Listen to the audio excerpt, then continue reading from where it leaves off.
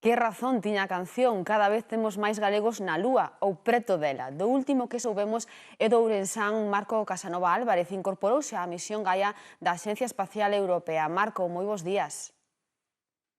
Bos días, Bueno, moitas grazas por recibirme. en primeiro lugar, grazas a ti por estar aquí con nós agora mesmo, porque xa te incorporaches a esa misión en Alemanha, non? Exacto. Agora mesmo o recibo dende o Centro de Operacións da Axencia Espacial Europea, dende onde se operan todos os satélites desta organización. Guau, é un placer, poder estar en directo contigo desde ese punto onde te atopas e que é o que facedes desde aí.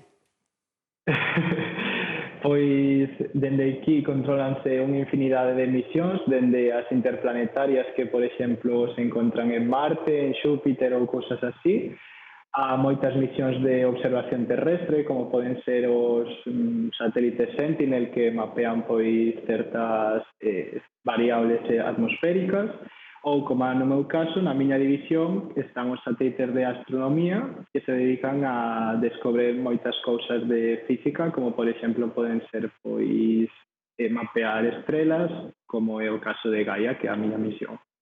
Wow, mapear estrelas. É certo que estades facendo un mapa 3D? Exacto. A misión xeral de Gaia é a de descobrir, é dicir, mapear todas as estrelas que se encontran na nosa galaxia. Con eso o que facemos é obter a súa posición, a súa velocidade, e podemos entender un pouquiño mellor como se creou o universo, como evoluciona, e infinidade de cuestións que son de importancia para a investigación, non? Marco, sénteste desde aí como máis preto, xa non vou dicir da Lúa, non? Sino do firmamento enteiro? Un pouquiño sí, a verdade é que é genial falar con xente tan apaixoada e que entende tanto de este tipo de temas, non? A verdade é que sí que é un orgullo estar aquí. Que significa para ti chegar hasta aí? Que non é a túa meta, senón que é o teu camiño?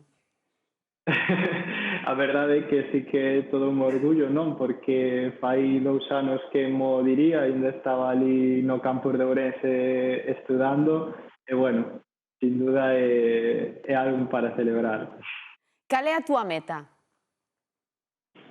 Pois moitas, non? Pero nun futuro sí que me gustaría traballar noutras fases da misión, como poden ser os deseños, non? Sobre todo o deseño das trayectorias de misións futuras, especialmente as interplanetarias, que son quizáis as máis vistosas, non?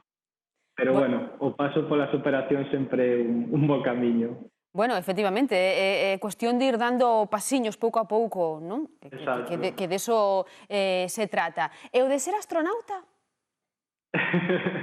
Eso tamén é algo que a todos nos apetece, non? O que me pasa un pouquiño con eso é que tras haber estudado todas as consecuencias, non, que ten o espazo na fisionomía no seu corpo, todo o tema da radiación e demais, pois bueno, eu daríalle unha segunda pensada a eso. Bueno, ti mesmo chegaches a decir, non? Que para eso, para ser astronauta, había que ser moi valente.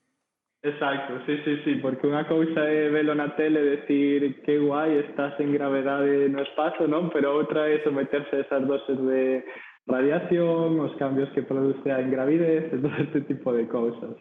A verdade é que un traballo o teu, non, que cada vez nos sorprende máis. Como ides estudando o universo, o firmamento? Como ides atopando pois restos, non sabemos se de vida ou non, noutros planetas?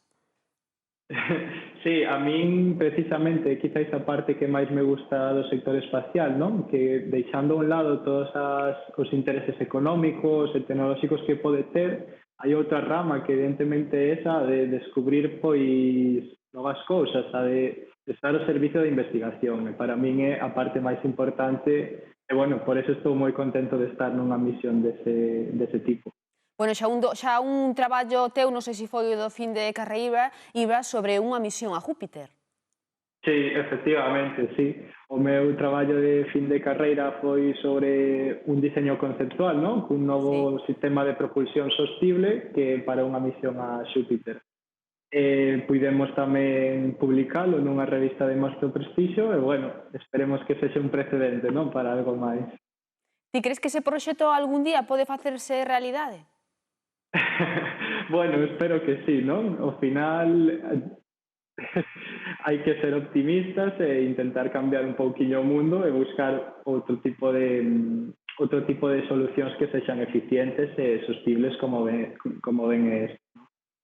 Bueno, ti acabas de dicilo, non? É como un soño, é unha mensaxe esta que tamén estamos mandando de que querer é poder, non? Porque ti dixeches, Exacto, quen sí, mo sí. diría a min hai 2 anos, pero a ti a paixón por isto do espazo venche desde ben pequeno e ese empeño de eu podo, vouno conseguir.